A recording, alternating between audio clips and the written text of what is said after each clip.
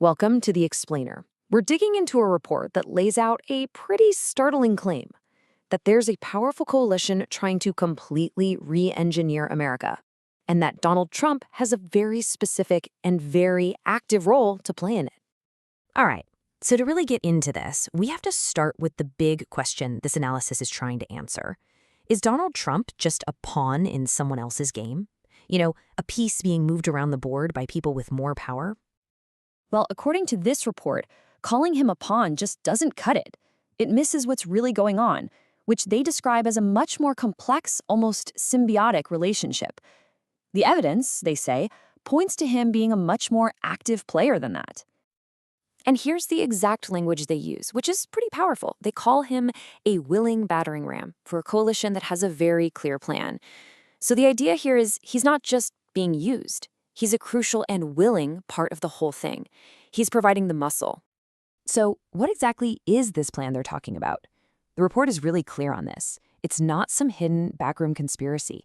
It's actually a publicly documented project. And the goal? To systematically tear down and replace America's democratic framework with something nationalist and authoritarian.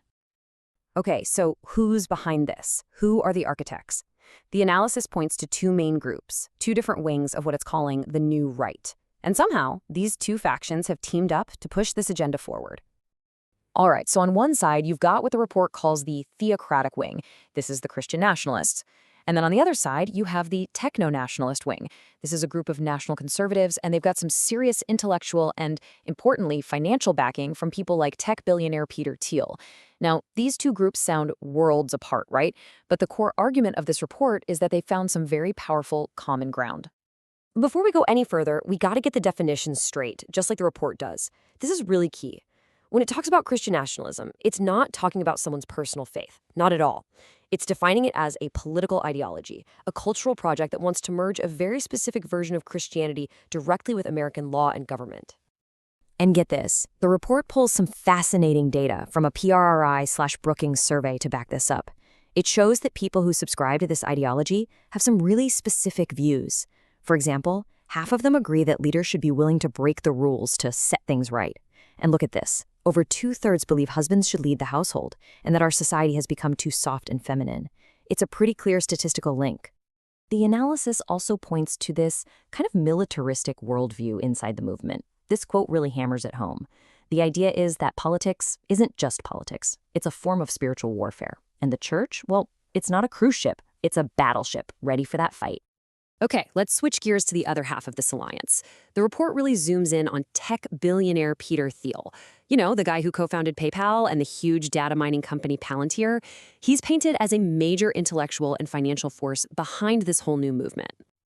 And to understand where he's coming from, the report highlights this quote from him. It's pretty blunt. He's apparently moved on from his old libertarian ideas and is now leaning toward what the analysis calls post-democratic rule. That's a pretty clear statement that he doesn't see freedom and democracy as compatible anymore. So this is the big question, right?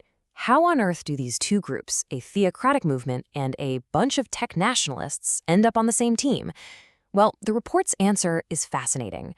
It says their alliance isn't built on what they believe in together, but on who they hate together. It's all about a shared list of enemies. Yeah, the analysis actually has a name for it, an alliance of the periphery. It's a coalition built on opposition. They're not united by what they're for, but by what they're against. And what are they against? Basically the entire modern liberal order. Globalism, pluralism, secularism, you name it, it's on their shared hit list. And this table does a great job of showing just how aligned they are tactically. The report breaks it down. You can see how both groups' goals just perfectly line up on the big stuff. They both want more authoritarian governance, more patriarchal social policies, anti-globalist economics, and that America First foreign policy. They might come from different places, but they're definitely headed to the same destination. Okay, so we've met the players, and we know what motivates them. Now the report gets into the nitty-gritty, their actual written-down plan. It's a detailed blueprint for how to get all this done, and it's called Project 2025. And right off the bat, you can see just how massive this thing is. The main document, called the Mandate for Leadership, is over 900 pages long. So we're not talking about a few vague ideas on a napkin here. This is a highly detailed policy-by-policy agenda for a complete top-to-bottom takeover of the federal government. So how would they legally justify all this? Well, according to this analysis, the engine driving the whole plan is something called the unitary executive theory. The report basically describes it as a legal theory that says the president can pretty much do whatever I want. It's all about centralizing an incredible amount of power directly in the White House. The report then lays out the strategy in a few key steps. First, they want to end the independence of federal agencies. Next, they plan to fire tens of thousands of career civil servants and replace them with people loyal to their agenda. And yeah, a big part of it is using the Department of Justice to go after political opponents and gutting civil rights protections. And what about the courts? How do they fit in?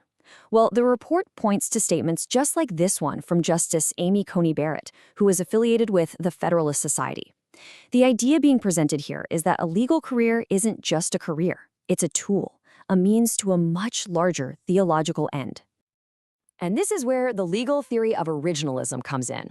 The source argues that this theory, which says you should interpret the Constitution as it was understood way back when it was written, is basically the procedural cover they need. It gives them a way to argue that America was always intended to be a Christian nation, which then justifies their policy goals today. All right, this brings us to the final piece of the puzzle.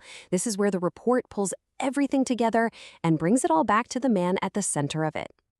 So here's the final conclusion from the report. It's a symbiotic exchange. It's a two-way street.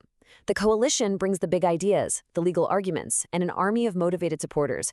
And in return, Trump delivers exactly what they need: a charismatic strongman who has absolutely no problem breaking rules, norms, and even institutions to get what he wants. And this is what makes him so crucial. He's not just some disposable piece on the board. You can sacrifice a pawn, right? But according to this analysis, the whole project falls apart without his unique political energy. So to circle back to our original question, he's not a pawn. He's an essential and totally willing partner in all of this. So what are we left with? Well, the analysis lays out a pretty detailed case for what it calls a symbiotic plot to fundamentally remake America. But is it a plot or just a political vision that's gained a lot of traction? It really leaves you wondering how to interpret this powerful meeting of minds and what their very detailed blueprint could mean for the future.